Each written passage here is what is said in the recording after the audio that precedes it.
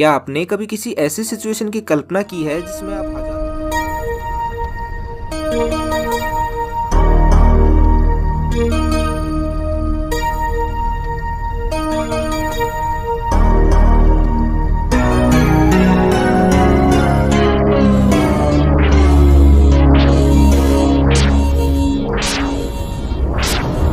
Feet की height से नीचे गिर रहे हो?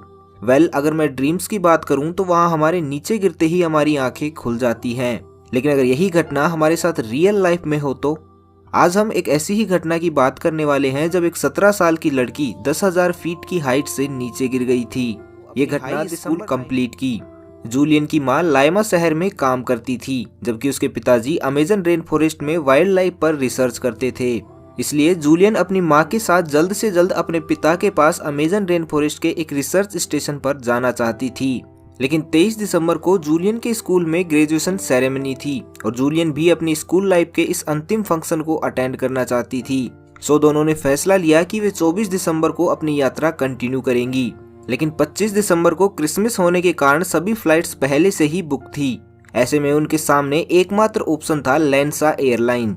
लेकिन लैंसा एयरलाइन उस टाइम पास्ट में हुए अपने 2 प्लेन क्रैशेस के चलते अपनी प्रतिष्ठा और विश्वसनीयता खो चुकी थी और इसी वजह से जूलियन के पिता ने भी उन्हें इस एयरलाइन के विमानों में यात्रा करने से मना कर दिया था।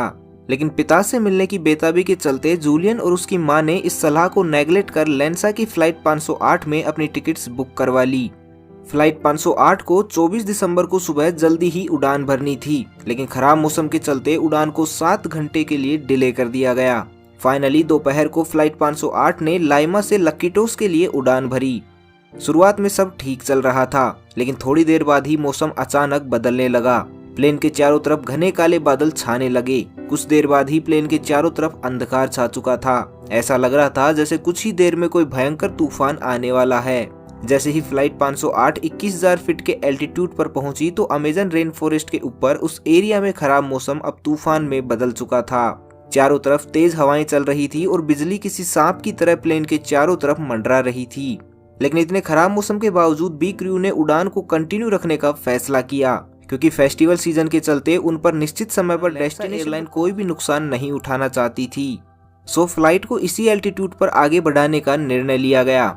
लेकिन कुछ देर बाद ही तेज आंधी और तूफान की वजह से प्लेन का संतुलन बिगड़ने लगा। यात्रियों का सामान लॉकर्स में से निकलकर प्लेन में चारों तरफ बिखरने लगा। तभी अचानक प्लेन में बैठे सभी यात्रियों को एक जोरदार झटका महसूस हुआ। प्लेन के लेफ्ट विंग पर बिजली गिरी थी। इस लाइटनिंग स्ट्राइक के कारण प्लेन का फ्यूल टैंक इग्नाइट हो गया। कुछ देर बाद ही प्लेन का विंग जिसमें आग लगी थी वो टूटकर प्लेन से अलग हो गया। कोई कुछ समझ पाता उससे पहले ही प्लेन अनकंट्रोल होकर नोज के बल नीचे गिरने लगी। जैसे ही प्लेन 10,000 फीट के एल्टीट्यूड पर पहुंची तो प्लेन टुकड़ों में टूटकर अलग हो गई। लेकिन तभी एक चमत्कार हुआ। जूलियन अपनी सीट के साथ प्लेन के टूटे हुए आधे टुकड़े से अलग होकर नीचे गिरने लगी। इस टाइम जूलियन ने सीट बेल्ट लगा रखी थी, इसलिए वो भी सीट के साथ चिपकी रही।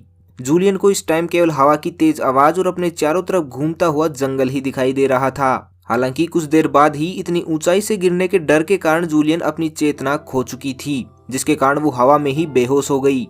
लेकिन सौभाग्यवश जूलियन की सीट जंगल में पत्तों के ढेर पर गिरी, जिसके कारण 10,000 फीट की हाइट से गिरने के बाद भी जूलियन सरवाइव कर पाने में कामयाब रही। प्लेन में सवार 92 लोगों में से वो केवल अकेली ऐसी थी जो इस भयानक हादसे में सरवाइव कर पाई। जंगल में नीचे गिरने के लगभग 24 घंटे बाद तक जूलियन उस भयानक जंगल में बेहोश पड़ी रही। 24 घंटे बाद जब जूलियन को होश आया तो उसने सबसे पहले अपनी मां को पुकारना शुरू किया। लेकिन जल्द ही उसे समझ आ गया था कि वो इस जंगल में अकेली है और संभवतः अपनी मां को इस दर्दनाक हादसे में खो चुकी है। अब जूलियन के सामने सबसे बड़ी चुनौती थी इस भयानक जंगल से बाहर निकलने की, क्योंकि अमेजन के जंगल बहुत अधिक डेंस हैं। ऐसे में किसी भी रेस्क्यू मिशन के द्वारा उसे तलाशना लगभग नामुमकिन था, क्योंकि बाहर कोई सोच भी नहीं सकता था कि इस भयानक हादसे में कोई जिंदा भी बचा होगा। अधिक ऊंचाई से गिरने के कारण जूलियन की कॉलर बोन भी टूट चुकी थी। वहीं जूलियन के हाथ और पांवों पर भी गहरे घाव के निशान हो चुके थे। सौभाग्यवश जूलियन को क्रैश साइट के पास पैक्ड फूड के कुछ पैकेट्स मिल गए, जिसने अगले कुछ दिनों के लिए उसकी भूख को शांत किया। इस दौरान गवर्नमेंट के द्वारा बहुत से एयर सर्चिंग मिशन भी अमेजन के जंगलों में भेजे गए, लेकिन जंगल के अत्यधिक डेंस होने के कारण ना तो वो एयरप्लेन के मलबे को तलाश सके और ना ही जूलियन को।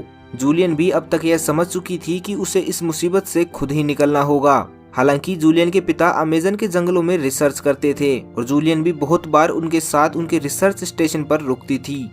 इस दौरान उसके पिताजी ने एक बार उसे बताया था कि अगर कभी जंगल में भटक जाओ तो पानी ही वो एकमात्र रास्ता होता है जो और लकीली उसे पानी की एक छोटी स्ट्रीम मिल भी गई। जहरीले जानवरों और मांसाहारी जानवरों से बचते बचते कई दिनों तक इस धारा का पीछा करते करते जूलियन एक बड़ी नदी के किनारे तक पहुंच भी गई, लेकिन अभी भी वहां किसी इंसान की मौजूदगी के कोई संकेत दिखाई नहीं दे रहे थे। ये उसके लिए वाकई निराश करने वाला था, लेकिन उसे ये अच्छे से पता था कि इस टाइम उसके खुद के अलावा कोई भी उसकी मदद नहीं कर सकता। इसलिए उसने नदी के किनारे किनारे आगे बढ़ना जारी रखा। लेकिन कई घंटों तक चलने के बाद भी जब वो ज्यादा दूरी तय नहीं कर पाई तो उसने नदी के बीच में तैरकर जल्दी से किसी इंसानी बस्ती तक पहुंचने का फैसला लिया। हालांकि अमेजन के जंगलों में स्थित नदियों में शिकारी मछलियों और मगरमच्छ का पाया जाना एक आम बात है, लेकिन अगर जूलियन इस नदी में तैरकर आगे नहीं बढ़ती तो भी उसका मरना तो तय था। सो उसने पहले वाला ऑप्शन ही चुना। वो दिन के टाइम नदी में तैरकर किसी इंसानी बस्ती तक पहुंचने की कोशिश करती और रात के टाइम नदी से बाहर निकलकर जंगल में आराम करती। लेकिन ये इतना भी आसान नहीं था, क्योंकि जंगल में रात के टाइम शिकारी जानवरों का डर हमेशा बना रहता था। साथ ही कीड़ों के काटने और पूरे दिन पानी में रहने के कारण अब उसके घावों में भी कीड़े पड़ने लगे थे, जो उसे असहनीय दर्द का एहसास करवा रहे थे। अपनी इस संघर्षपूर्ण यात्रा के 10वें दिन जब वो इस नदी को पार कर एक तट पर पहुंची तो उसे वहां एक लकड़ी की बनी हुई नाव दिखाई दी, जिसका सीधा सा मतलब ये था कि वहां आसपास कोई इंसान हो सकता है। इसी तलाश में जब जूलियन ने आसपास के इलाकों में आगे जाकर तलाश की तो उसे एक झोपड़ी दिखाई दी। ये झोपड़ी अंदर से पूरी तरह खाली थी, बस इसमें एक आउटबोर्ड मोटर्स और एक गैसोलीन का कनस्तर रखा हुआ था। इसलिए जूलियन ने सबसे पहले गैसोलीन की हेल्प से अपने घावों को साफ किया और फिर रात को वहीं इंतजार करना ठीक समझा। अगली सुबह जूलियन की नींद कुछ आवाजों के साथ खुली। ये आवाजें झोपड़ी के बाहर काम करने वाले लकड़हारों की थी। जब ये लकड़हारे झोपड़ी के अंदर आए तो जूलियन ने उन्हें पिछले 11 दिनों में अपने साथ घटी घटनाओं के बारे में बताया, जिसके बाद उन्होंने जूलियन को पास ही के एक सुरक्षित गांव में पहुंचाया, जहां से एक लोकल पायलट के द्वारा जूलियन को हॉस्पिटल तक पहुंचाया गया। बाद में जूलियन के द्वारा बताई गई संभावित लोकेशन से फ्लाइट 508 का मलबा और इस घटना में मारे गए यात्रियों की डेड बॉडी को भी रिकवर किया गया। इस तरह केवल अपने हौसले और हिम्मत की वजह से ही 10,000 फीट से गिरकर और 11 दिन अमेजन जैसे भयानक जंगलों में रहकर भी जूलियन जिंदा बच पाने में कामयाब रही। तो गाइज, अगर आपके साथ जिंदगी में ऐसी कोई सिचुएशन हो तो क्या आप इतनी हिम्मत के साथ उसका सामना करने के लिए खुद को तैयार कर सकते हैं? कमेंट करके जरूर बताइएगा। तो बस आज के लिए इतना ही। मैं मिलता हूँ आपको अगले वीडियो में। तब तक के लिए खुश रहें, मस्त रहें, हंसते रहें। भगवान करे आप सभी का दिन शुभ हो।